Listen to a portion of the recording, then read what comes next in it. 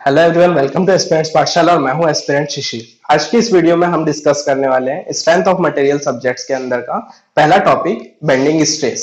ये टॉपिक बहुत इंपॉर्टेंट है और एमपीएससी के पॉइंट ऑफ व्यू से एमसीक्यूज में इस टॉपिक को कवर किया जाता है और इस पे क्वेश्चंस फ्रेम होते हैं। तो चलिए स्टार्ट करते हैं।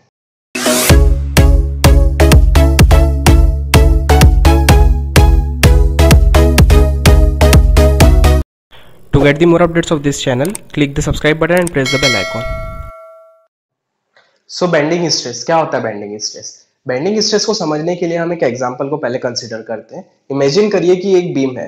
अब इस बीम में जब मैं ऊपर से लोड अप्लाई करूंगा तो ये बीम बेंड हो जाएगी। तो ये लोड अप्लाई करने से लेके बीम बेंड होने के बीच की जो प्रोसेस है हम वो समझते हैं।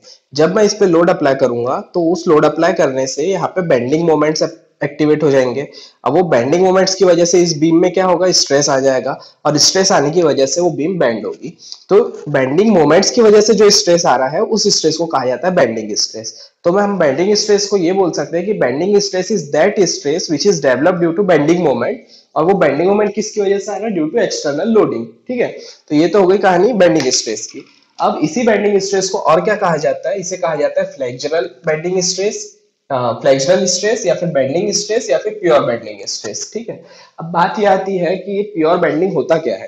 तो प्योर बेंडिंग वो होता है कि अगर ये आपकी बीम है और इस बीम का वो पर्टिकुलर सेक्शन जहां पे आपका शियर की वैल्यू 0 है और सिर्फ इफेक्ट किसका है? Bending moment. मतलब कॉन्सेप्ट ऑफ प्योर बेंडिंग क्या बोलता है कि वो सेक्शन जिसमें कि शियर 0 होगा पहली कंडीशन, और सेकंड कंडीशन वहां पे सिर्फ और सिर्फ इफेक्ट किसका होगा? बेंडिंग मोमेंट का होगा। यानी कि pure bending is that section subjected to only effect of bending moment with zero shear. ठीक है, तो कॉन्सेप्ट ऑफ प्योर बेंडिंग भी क्लियर है।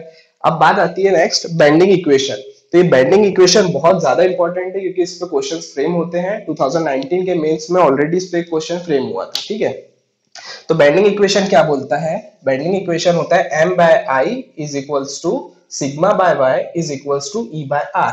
अब m क्या है? m is the bending moment, I is the moment of inertia, sigma is the bending stress।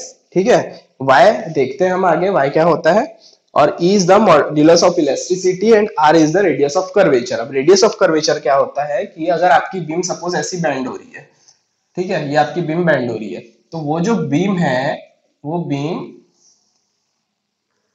कितनी bend हो रही है ये आपको डिसाइड करता है रेडियस ऑफ कर्वेचर। मतलब कि अगर रेडियस ऑफ कर्वेचर ज्यादा है मतलब कि बीम कम बेंड हो रही है। अगर रेडियस ऑफ कर्वेचर कम है, सपोज ये जो है ये रेडियस ऑफ कर्वेचर है, अगर इसकी वैल्यू कम है, ठीक है, तो ये बीम ज्यादा बेंड होगी। ठीक है, तो ये होता है रेडियस ऑफ कर्वेचर। अब बात क्या है यहाँ पे कि आई बाय वाई को ही हम बोलते हैं जेड मतलब सेक्शन मॉड्यूलस। आई क्या है? I is the moment of inertia. So I by y is equals to z. तो मैंने ये ऑलरेडी अपने बेसिक्स जो मैंने मैकेनिक्स का वीडियो अपलोड किया था, बेसिक्स ऑफ मैकेनिक्स, उसमें ऑलरेडी हमने इसको डिस्कस कर लिया है। अगर आपने नहीं देखा है तो उस वीडियो को रिफर कर लीजिए। ठीक है, इसके लिए अब नेक्स्ट क्या आता है इसके बाद में कि बेंडिंग स्ट्रेस डिस्ट्रीब्यूशन पैटर्न। तो बेंडिंग स्ट्रेस का जो डिस्ट्रीब्यूशन पैटर्न हम ड्रॉ करते हैं वो कैसा होता है? तो वो ना सभी के लिए कॉमन होता है बेंडिंग स्ट्रेस का डिस्ट्रीब्यूशन पैटर्न। और वो पैटर्न होता है कि वो मैक्सिमम कहाँ होता है? तो मैक्सिमम होता है एक्सट्रीम फाइबर में। Bending stress distribution pattern maximum कहाँ होता है? वो होता है एक्सट्रीम फाइबर में, वो होता है आउटर फाइबर में। मतलब कि एक्सट्रीम फाइबर को ही बोल रहे हैं हम outer fibre, skin fibre, extreme fibre, तीनों एक ही चीज है। इसीलिए हम इसको क्या बोलते हैं? Extreme stress. बेंडिंग स्ट्रेस को ही बोलते हैं एक्सट्रीम स्ट्रेस, आउटर स्ट्रेस या स्किन स्ट्रेस। ठीक है, तो ये मैक्सिमम होता है आउटर फाइबर में और मिनिमम मतलब कि 0 होता है न्यूट्रल एक्सिस में। तो न्यूट्रल एक्सिस से लेके इसके बीच का जो डिस्टेंस होता है उसे हम कहते हैं y। yc मतलब एट कंप्रेशन, yt मतलब टेंशन।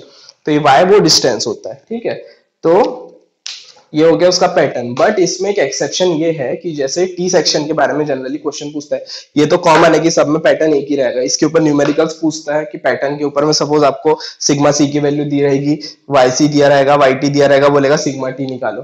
ठीक है, तो हम रिलेशन निकाल लेंगे, रिलेशन से निकल जाएगा ये क्या होगा कि sigma C upon Y C is equals to ये आपका हो जाएगा sigma T upon Y T. ठीक है, तो ऐसे हम रिलेशन से निकाल लेंगे इसको। अब बात ये यहाँ पे आती है एक्सेप्शन कि जो टी सेक्शन होते हैं, ठीक है, टी बीम मतलब क्या होता है? टी बीम कुछ ऐसा दिखता है। ठीक है। तो टी बीम में क्या बोलता है वो कि मैक्सिमम बेंडिंग स्ट्रेस कहाँ पे होता है, तो टी बीम का मैक्सिमम होता है वेब में, पहला पॉइंट। और वेब में भी कहाँ होता है, तो एकदम बॉटम में, मतलब उसके 100 फीट में। बॉटम पॉइंट को क्या बोला जाता है, 100 फीट। तो 100 फीट में मैक्सिमम बेंडिंग स्ट्रेस होता है। ये हो गई बेंडिंग स्ट्रेस डिस्ट्रीब्यूशन पैटर्न, है ना। टी सेक्शन का हमने देख लिया एक्सेप्शन।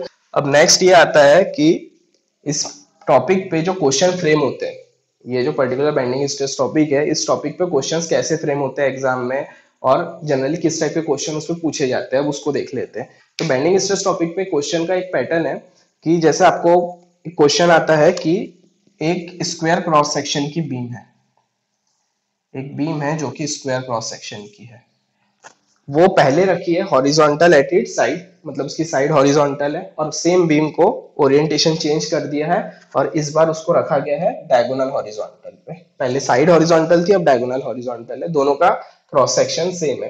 तो बताओ कि उसकी स्ट्रेंथ कितनी होगी, इसकी स्ट्रेंथ पूछ लेगा या इसकी स्ट्रेंथ पूछ लेगा। स्ट्रेंथ मतलब क्या होगा, बेंडिंग मोमेंट। ध्यान रखना स्ट्रेंथ की बात कर रहा है, हमको इन्हें एम की वैल्यू निकालना है। स्ट्रेंथ वाइज अगर पूछेगा तो एम की वैल्यू निकालना है, ठीक है। और बेंडिंग स्ट्रेस बोलेगा तो हमको सिग्मा की वैल्यू निकालना है। अब हमने जैसे यहाँ पे इक्वेशन में देखे हैं कि m by I is equals to sigma by Y, तो इसी को हम क्या लिख सकते हैं, इसी को हम लिख सकते हैं m is equals to I को ऊपर लेके चले गए तो i into sigma by Y, और मैंने क्या बोला था i बाय वाई को क्या बोलते हैं z, तो m is equals to sigma into z, ठीक है। तो ये होती है इक्वेशन। तो यहाँ पे आपको अगर m1 की वैल्यू दी है, m2 की वैल्यू दी हुई है, सिग्मा 1 दिया है, बोला सिग्मा 2 बताओ, है ना। तो इसमें से कोई भी वैल्यू पूछ सकता है। तो आपको एक्चुअली इसका पूरा प्रूफ है बट वो हमारे लिए रिक्वायर्ड नहीं है। आपको सिर्फ आउटपुट ये ध्यान में रखना है कि m1 बाय m2, m1 क्या है, जब उसकी साइड हॉरिजॉन्टल है तब उसका m1 is the moment and sigma 1 is the stress. जब उसका डायगोनल हॉरिजॉन्टल है तब m2 is the moment and sigma 2 is the stress. तो आपको क्या ध्यान में रखना है, ये वाला रिलेशन, क्या कि m1 bye m2 is equals to √2 और sigma 2 by sigma 1 is equals to √2, मतलब m1 bye m2 is equals to √2 और sigma 2 by sigma 1 is equals to √2। तो ये हो गया बेंडिंग स्ट्रेस। तो आज के लिए इतना ही, मिलते हैं नेक्स्ट टॉपिक में। तब तक के लिए लाइक करिए, शेयर करिए, सब्सक्राइब करिए और कमेंट करके हमें बताइए कि आपको वीडियो कैसा लगा। मिलते हैं नेक्स्ट वीडियो में।